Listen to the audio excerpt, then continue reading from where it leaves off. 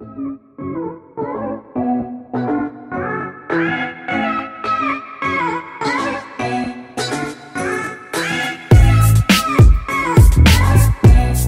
didn't see you there. Espresso. What is it? Ryan, go. Concentrated coffee beverage brewed on an espresso machine. It's not like a roast or a type of coffee bean. It's just a method of preparing coffee. Okay, cool, cool. Yeah. So 2 other interpretations that we'll run into. Ristretto, lungo. Yeah. Ristretto. Basically, that's how we used to do espresso back in the good old days. You'd like pop down to Luigi's Deli, get like your shot of espresso and your smoked meat sandwich, and so I've been told. Nice. So ristretto means restricted in Italian. So basically you can understand it as a shot cut short. It's for those who want a stronger, more intense experience. Oftentimes that produces a more astringent, sour, under-extracted espresso, however, because you're using the same amount of coffee, less water, so you're not getting all of that balanced goodness that you're seeking for that perfect dialed shot of espresso. Some would say espresso is supposed to like melt your face off and be intense. For sure. It's like a shot of whiskey. Shot of whiskey. Then the other end of the spectrum, we got lungo, or long. Basically, understand it as shot cut long. Using 2 times the amount of water you usually would, and the same amount of coffee. You're just washing as much flavor as possible out of it. Mm-hmm. Basically, you're gonna end up with like a pretty big drink. You can see it. We'll show you it right now. I don't know who's that gonna... I can totally make that happen. Lungos though, like the resulting drink is usually going to be quite a bit weaker. But I actually like lungos. Okay. Like of all the things I care about in espresso, I care about sweetness and good acidity, and then like the actual like strength or body, like it's not as important to me. That's just my personal taste. So like I'm totally down to drink a lungo. And it's becoming pretty popular in like Scandinavian type cafes and roasteries. Cool. The big shots and like a super light roast. I'm down. I'm down for that. Cool. Next drinks.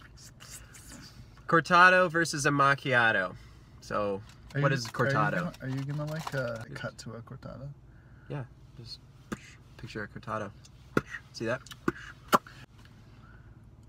They're really good, by the way. Cortado. It's actually a Spanish drink. Means cut. Means cut with milk. So essentially for those who didn't want that super intense ristretto espresso experience back at Luigi's Deli. I never said that.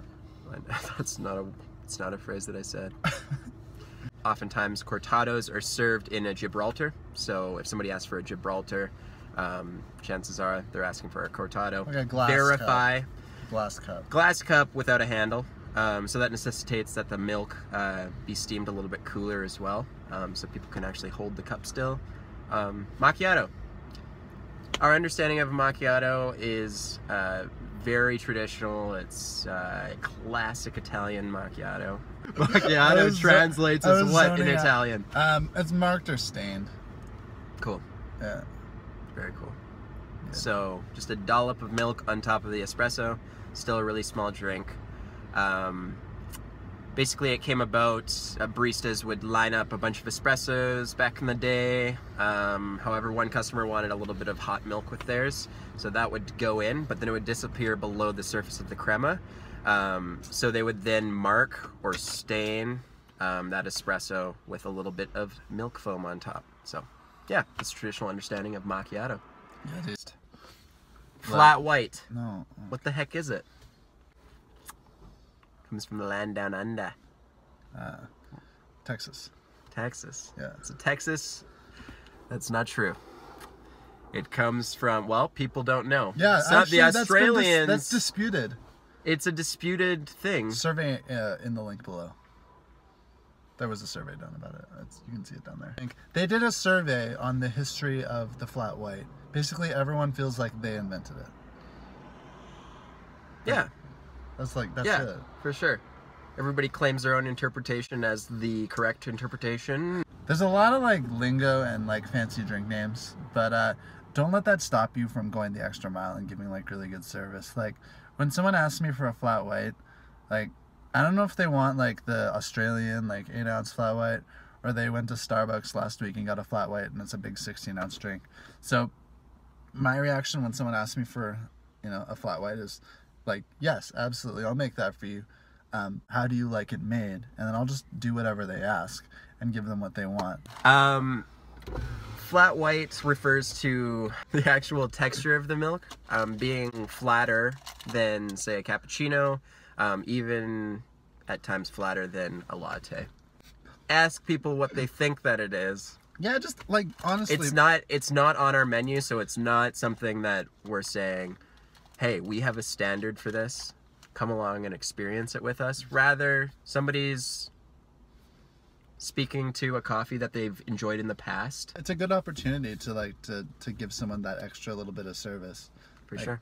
Just be like, yeah, I would love to make you whatever drink you want me to, but like help me make something great for you.